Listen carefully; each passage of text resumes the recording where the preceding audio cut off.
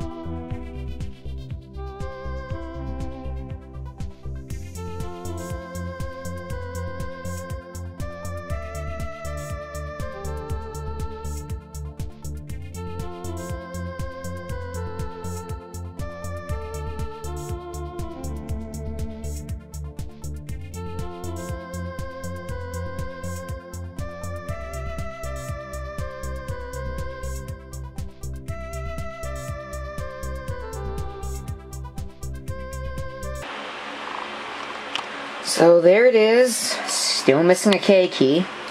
I don't know where that went, I think they threw it away. So I may end up having to replace the keyboard.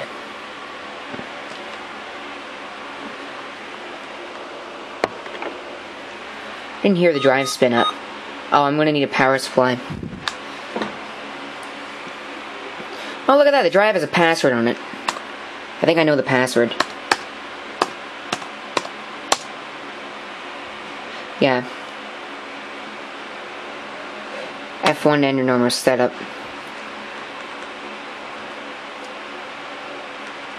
Take a look at the config here.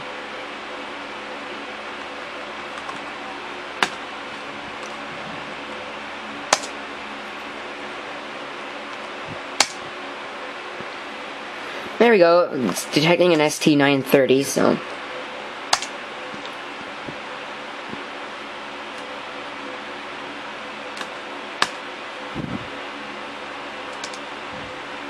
I'm going to go into security and I'm going to see if I can get rid of the user entered password here.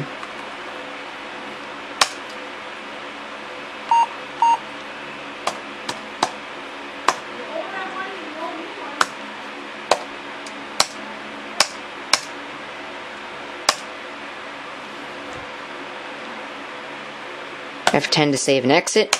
Save the config. I'm going to have to get a new hard drive. A new hard drive. I'm going to have to get a power supply. Dig one up. So, here comes the system. Let's see if it boots into anything. If it prompts me for a password. So it doesn't prompt me for a BIOS password. It's probably not going to boot up at all. Oh, hey, look, it's Linux box. I'm going to go ahead and stop filming here. So I have a power supply plugged in now. You can see it's stopped blinking. I also have my D-band disc in there. This is actually a different copy from the one I usually use. The one I usually use is sitting on a desk at work, so I was using it to wipe a couple of Dells. That in there. Go ahead and start it up. I probably didn't need to do that considering the boot order, but I'm going to go ahead and do it anyways.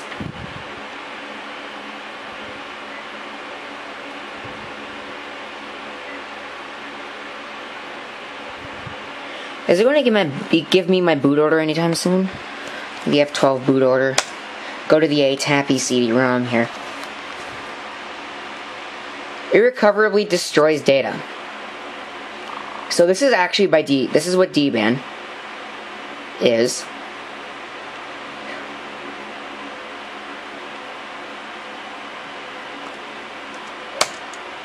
Let's go ahead and just hit enter, which is what I normally do.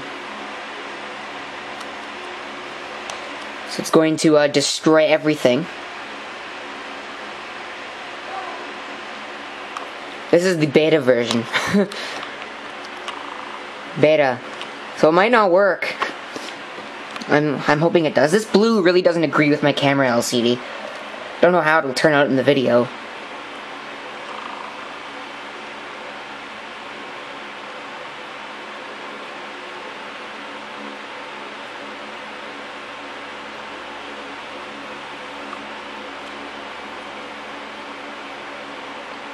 Of course, you can see it goes all out of focus.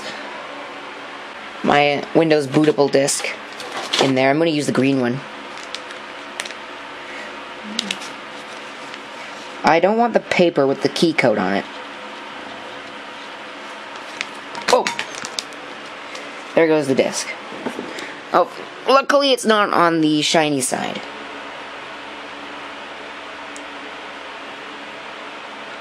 Volume license version. I'm going to go ahead and use it. Let's go ahead and power it up and see if we can rebuild it with XP. I said XB, XP.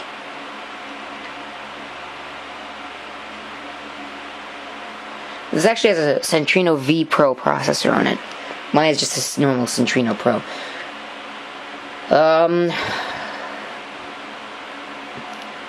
Let's wait for it to go ahead and boot here. It's taking all day, but let's go ahead and wait for it to start up.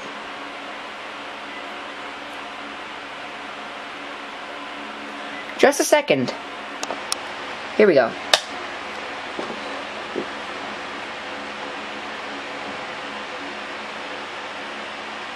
This really does not agree with my camera LCD.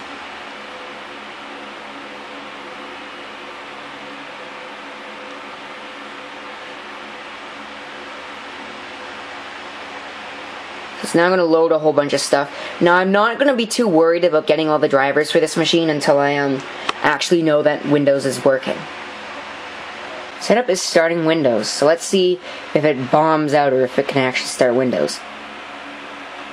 Most of the times when I do this, it goes to go ahead and start Windows and the setup bombs out, but it didn't, so let's go ahead and install. Windows did not find any... Oh, what a joke. F3 to quit. There's a floppy disk in A. I'm going to remove the disk. Give me that. Enter to reboot. And let's try the other one. I may have to use a hard disk configure utility. Hit ThinkVantage.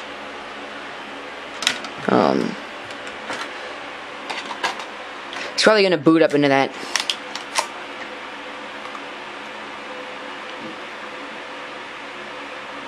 Stop, stop, stop, stop, stop.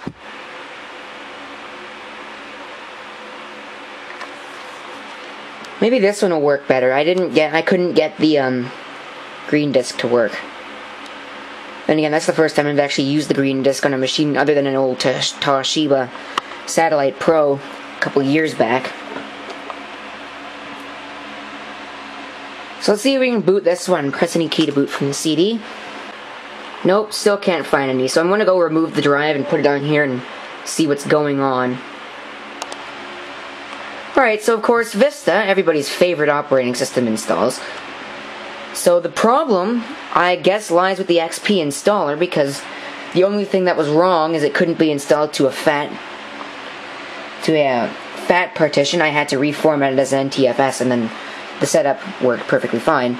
And I could do that from within setup anyway, so it wasn't really a big deal. But you know what? I may end up just recovering this drive, because according to a Crystal Disk Info, which is my disk status utility, it's only under caution, which is exactly the same as my drive. It does need a couple of our reallocated sectors, or has a whole bunch of pending reallocated sectors, so that'll have to be dealt with. But I think what I can do is I can run a fix MBR command and probably repair the master boot record or do whatever, and it'll work. To try running the XP setup again, because now it actually has an NTFS file system to see. Hopefully it finds the drive now that I know Vista works. I don't know if XP will work. I am highly doubting it. But if that doesn't work, I'm going to go ahead and run a fix MBR command on that drive. Which, well, shouldn't be too difficult. Alright, found out what the problem was. F8, I agree. The problem lies with a little-known fact that the XP setup cannot run and will not run. It won't find a hard drive that is connected to a SATA controller running using the Advanced Host Controller Interface, or AHCI specification. If your BIOS has that option, you can change it to compatibility mode, and then it'll work perfectly fine. And I think most BIOS have that. BIOSes have them, so let's hit enter, format using NTFS quickly, and that's going to, nope, might not take a while. But that's all the problem was, and I'm kicking myself for not figuring that out earlier, because that's one of the things that I was experiencing problems with another machine, and I figured out that that's what it was. And it wasn't all that long ago either, it was about a month ago. Kicking myself for not making a video of that machine either. I mean, that was a really sweet machine. But whatever. I wouldn't hold my breath, because the last time I tried installing XP on a ThinkPad T61 of any kind, it bombed out on reboot, saying that it had a bad NT driver list manager, or whatever the DLM is. And that would have been on this machine. It's the last time I tried installing XP on a different machine. So, don't hold your breath. I may be back again with some bad news or some good news. And with the magic of video editing, you will see me in probably just a second. Alright, so as you can see, the installation has completed, at least the copying files part has. And we'll reboot, knowing my luck, the system's gonna bitch because the NT DLM doesn't work, but, I mean, whatever. So let's see what happens. There is shit all over my lens, but I don't know where all this crap on my lens came from. Oh well, it's not like I'm gonna fix it anyways. Did I just boot up into my system again? Ugh. What a piece of crap. User, enter the current password.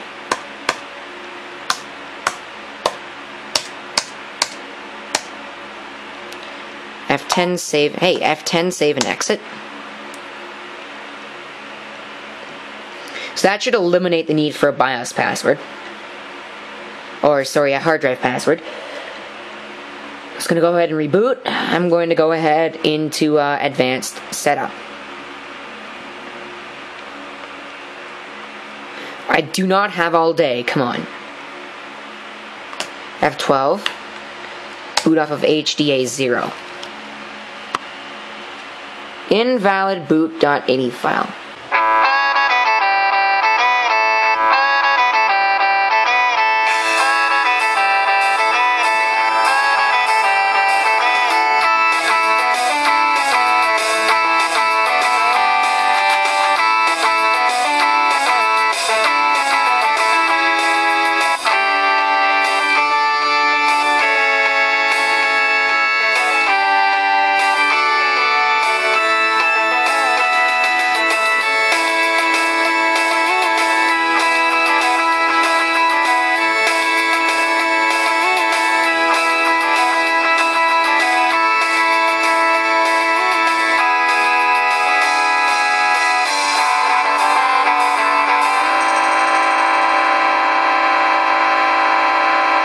Reinstalling it here because it didn't work the first time. Gave me an invalid boot.ini file and bitched because the NT detect didn't work.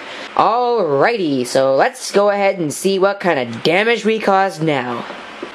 Invalid boot.ini file. So XP will unfortunately not install on this machine, so I'm gonna have to go ahead and reinstall Vista. Nothing can be easy. Alright, yeah, I know, I installed Vista, boo-hoo. I'll tell you why. XP, no matter what I did, I could not get it to install. I could not get it to work. Because what it was doing is it was crashing the MBR, the master boot record, on the drive, which is required to read partitions. So I went into the recovery console, thinking, oh, it's just, I can simply fix the MBR. And it gave me a warning saying that your partition tables may no longer be able to be read. It wasn't kidding. When I rebooted, it couldn't read the partition tables. So I'm like, damn, we've got a problem. So I did that, oh, I don't know, how many times did I do that? I think I did that 4 times, and then it's just like, oh, I give up. So I put Vista on it. I probably could have put 7 on it, and I was thinking about it. But I figure, it's too unlike Windows XP. In fact, I may change this without the arrow crap installed. And I may make it look like XP. But I think I'm going to have arrow running, because that's the way mine is. Actually, you know what? I might not have arrow running at all. I might have it just not doing arrow. But anyway, this sidebar kind of annoys me, but it'll be fine once I have all the drivers installed, which I'm currently downloading onto a USB stick. So, yeah, I'll be back when that's finished.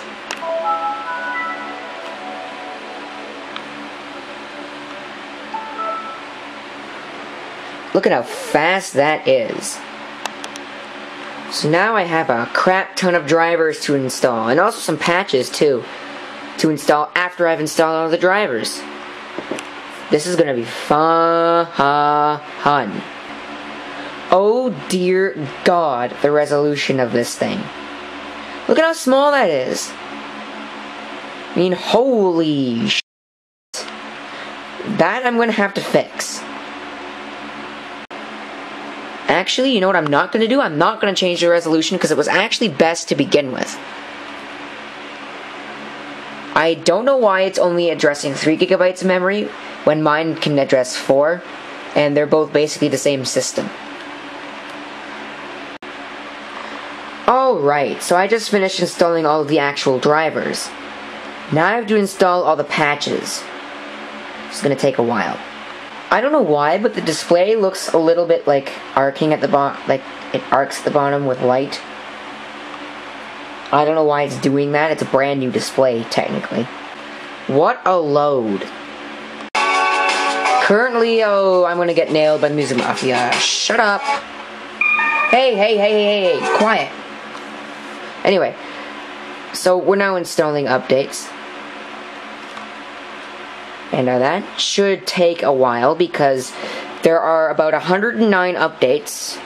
There are 97 important ones last I checked, and 45 optional updates. That would include the Ultimate Extras, because this is, of course, Windows Vista Ultimate with all the bells and whistles, just not 64-bit capabilities.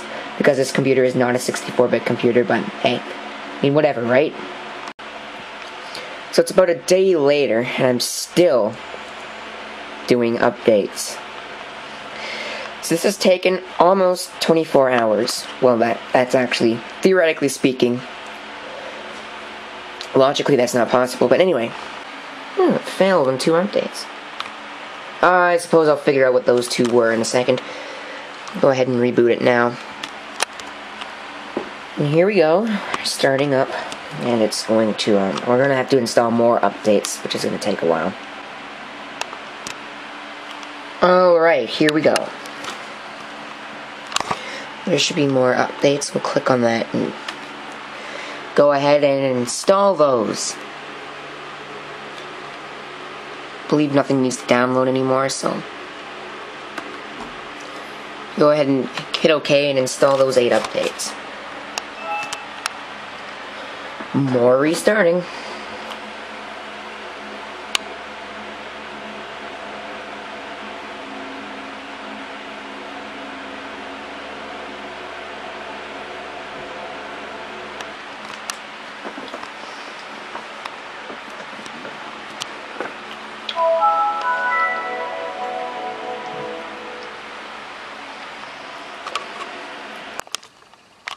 And here are all the optional updates being installed. Focus, you stupid camera!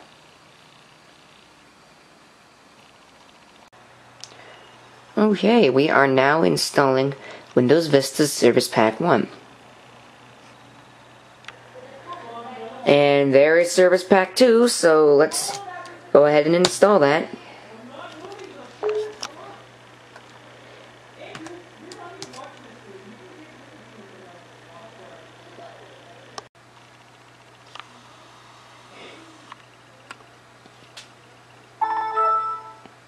Almost finished. I just have to install the rest of... Oh, it looks like my antivirus has died a screaming death. Nice. So I'm going to have to fix that. But nevertheless, other than that, it seems to be working perfectly fine. Oh wait, no, never mind. I think it's working. So now I'm going to say install updates automatically. And it will check for and install all updates automatically. And of course the UAC is going to complain, like it always does. And I do have an update there, and I will install that later.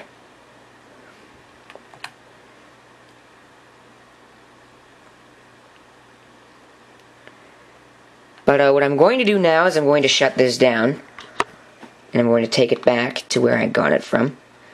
Take it back down with all my other ones. Or I'll do that tomorrow. I'll take it up with all the other ones. So we'll shut it off, and that will automatically install that update. The guy who broke this probably doesn't care too much. He'll care when I bill him for the time that I spent fixing this. So now that that is finally done, I will close this video. If you have any comments, feel free to leave them down below. And I hope to see you next time. Until then, enjoy your T61p.